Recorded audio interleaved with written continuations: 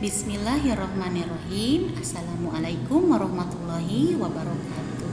Bertemu kembali dengan Ibu pada mata pelajaran Produk Kreatif dan Kewirausahaan.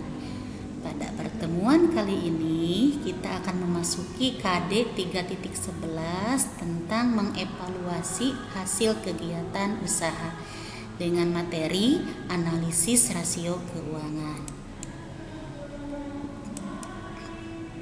Langsung kita masuk ke definisi ya. Apa sih analisis rasio keuangan?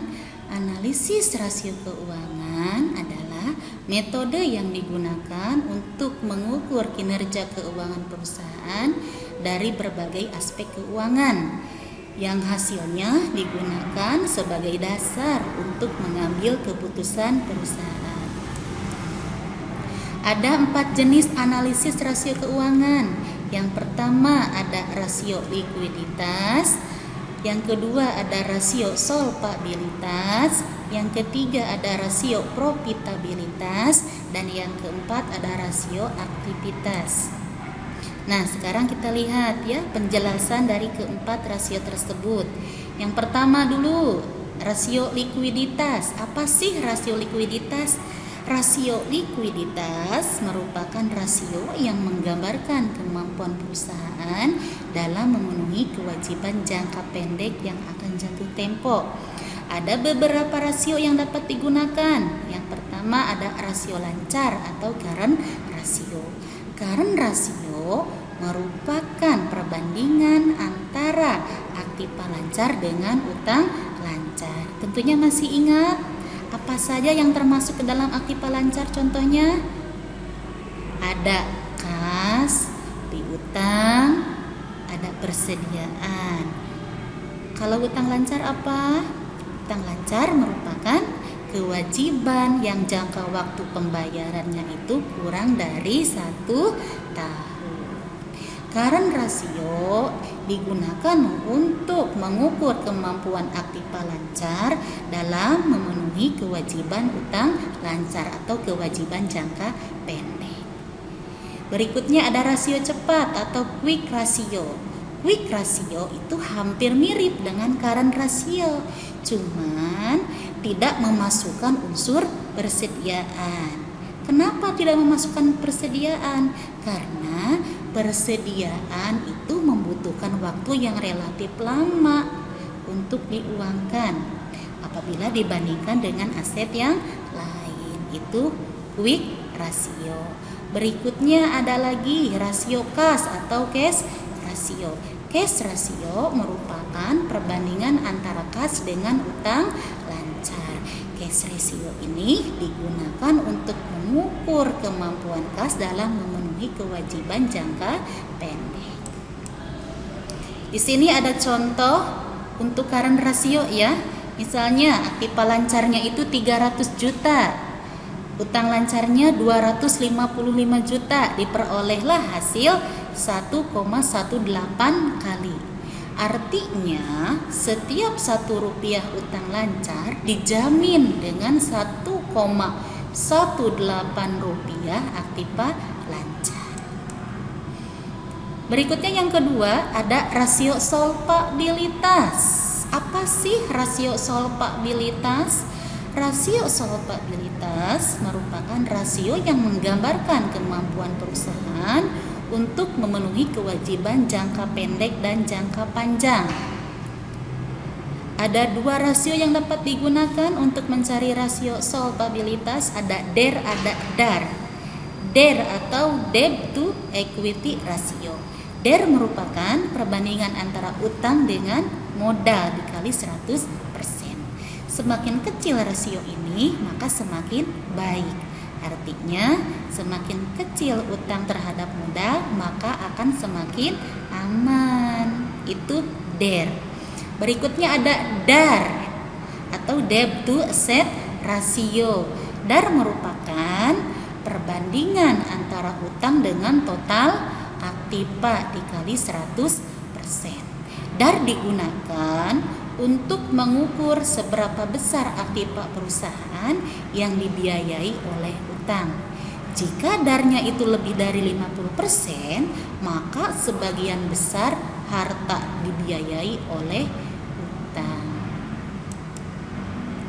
Di sini ada contohnya ya, cara mencari DAR. Misalnya utangnya 200 juta, total aktifanya 500 juta, dikali 100% hasilnya 40%. Rasio 40% menunjukkan bahwa kreditur mendanai perusahaan sebesar 40% dari total aktiva yang dimiliki oleh perusahaan. Artinya 40% pendanaan perusahaan dibiayai oleh utang dan sisanya 60% dibiayai oleh pemegang saham. Yang ketiga ada rasio profitabilitas. Apa sih rasio profitabilitas? Rasio profitabilitas merupakan rasio yang menggambarkan kemampuan perusahaan dalam menghasilkan laba. Ada beberapa rasio yang dapat digunakan. Yang pertama ada return of asset atau ROA.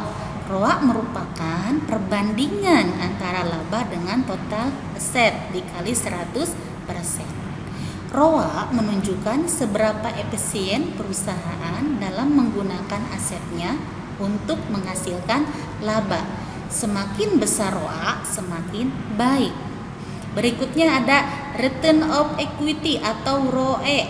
ROE merupakan perbandingan antara laba dengan modal dikali 100%. ROE menunjukkan seberapa berhasilkah perusahaan dalam mengelola modalnya.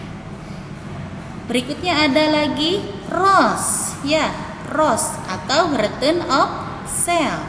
ROS merupakan perbandingan antara laba dengan penjualan dikali 100%. ROS menunjukkan tingkat keuntungan yang diperoleh dari setiap rupiah penjualan. Nah, di sini ada contoh cara mencari ROA. Misalnya labanya 150 juta, total asetnya 500 juta, dikali 100% didapatlah 30%. Dan yang terakhir ada rasio aktivitas. Rasio aktivitas merupakan rasio yang digunakan untuk mengukur efisiensi perusahaan dalam menggunakan aktiva-aktiva yang dimiliki. Ada beberapa rasio yang dapat digunakan. Ada rasio perputaran piutang, yaitu perbandingan antara penjualan kredit dengan rata-rata piutang. Rasio ini digunakan untuk mengukur efektivitas dalam pengelolaan piutang. Semakin tinggi perputarannya, maka semakin baik pula bagi perusahaan. Berikutnya ada rasio perputaran persediaan, yaitu perbandingan antara harga pokok penjualan dengan persediaan. Semakin tinggi rasio perputaran persediaan, maka semakin baik pula pengelolaan persediaannya. Ada lagi rasio perputaran aktiva tetap. Merupakan perbandingan antara penjualan dengan aktiva tetap. Rasio ini digunakan untuk melihat sejauh mana perusahaan dapat menghasilkan penjualan dengan aktiva tetap yang dimiliki. Dan yang terakhir ada rasio perputaran total aktiva, yaitu perbandingan antara penjualan dengan total aktiva.